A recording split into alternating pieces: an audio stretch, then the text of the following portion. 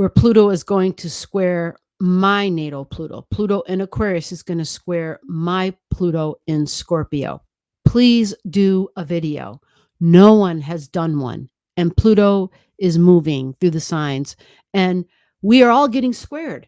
Like, as in an entire generation is going to be squared. Pluto in Aquarius squaring Pluto in Scorpio. It would be so helpful. I don't know if we can talk about it quickly. It's Pluto, so it's not fast. It's slow.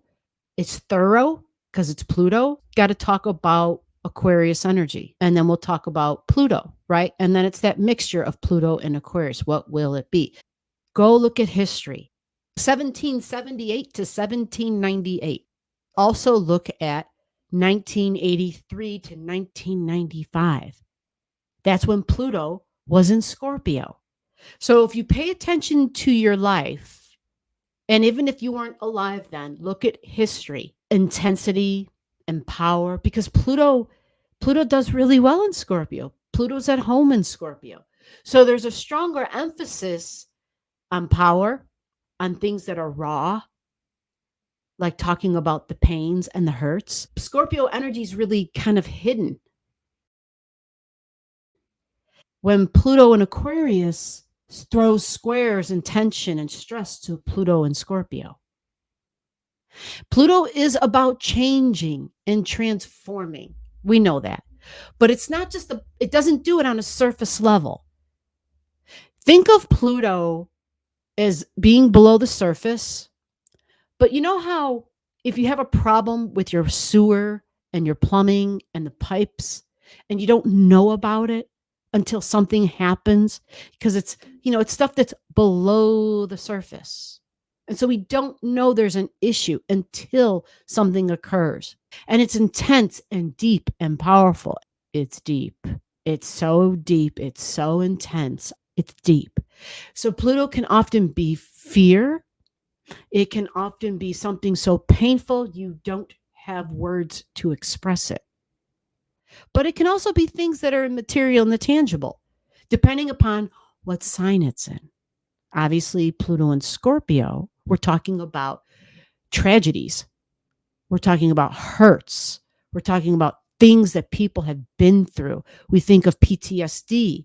And that's not just people who've gone to war, a very intense childhood, right? And for anybody else who's been in that sort of an environment, everything is always on. You never, you sleep with one eye open, right? It's like that soldier energy where you always feel like you have to be aware and alert of your surroundings. And when you're always on that level, your adrenals take a hit because you're always on that fight or flight level. You're always in the mode of survival. It's over time, it just wears your ass out. So it's not something you can necessarily see, although some people claim that when they look at somebody, they can tell they're on the edge. They've got that intense, almost crazy look in their eye. You can see where they've been almost, right? When people can find words, some people have to literally go to therapy, but when people find words for it, it's stuff where you're like, holy shit, like that's so tragic. And the word tragic was a big thing. That's when we started hearing the word tragic being used as like an adjective, because it was that Pluto and Scorpio generation. That's when the word kill, he's killing it. Now it's another way of expressing, but it's not intense enough.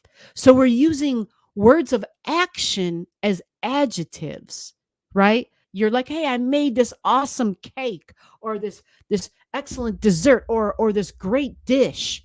Taste it. And I taste it and I'm like, oh, you killed it, man. You killed it. You killed it. What the hell? You killed it?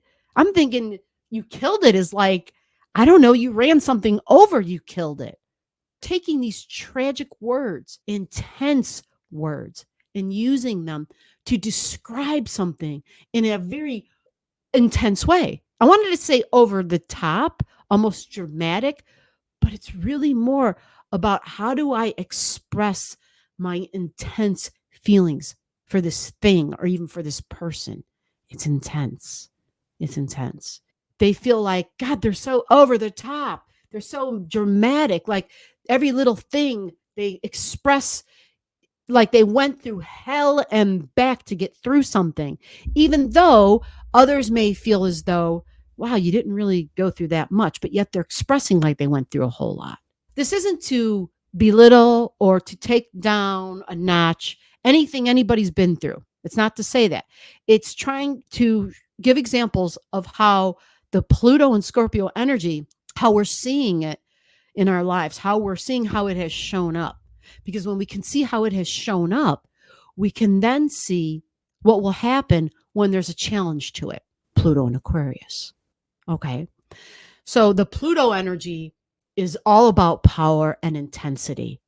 It is all about something being very deep and deeply private, deeply personal. And so therefore, when things happen to these people, they may be like, oh my God, and may take it deeply privately, deeply personally, and feel as though somebody was almost like it was an act of war upon me, right? Even though it's truly not necessarily an act of war upon you. Pluto in Scorpio, it adds an intensity, anything that's happened to you where you felt like you went through a thing, like you went to hell and back. You had this power struggle, deep, intense emotions. And it can't even go to the Taurus side, which is desires and attraction, fatal attraction. You know, where we're in this relationship and it's super powerful and super intense.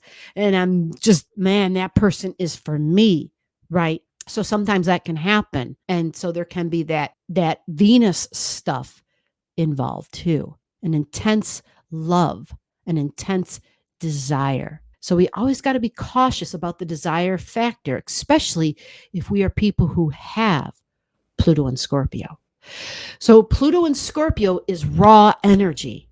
This generation feels deeply, deeply. So when they speak intensely. They speak powerfully. When they speak, they may speak, but they might not share necessarily all the private stuff, like publicly, right? It might be very difficult for them to do that.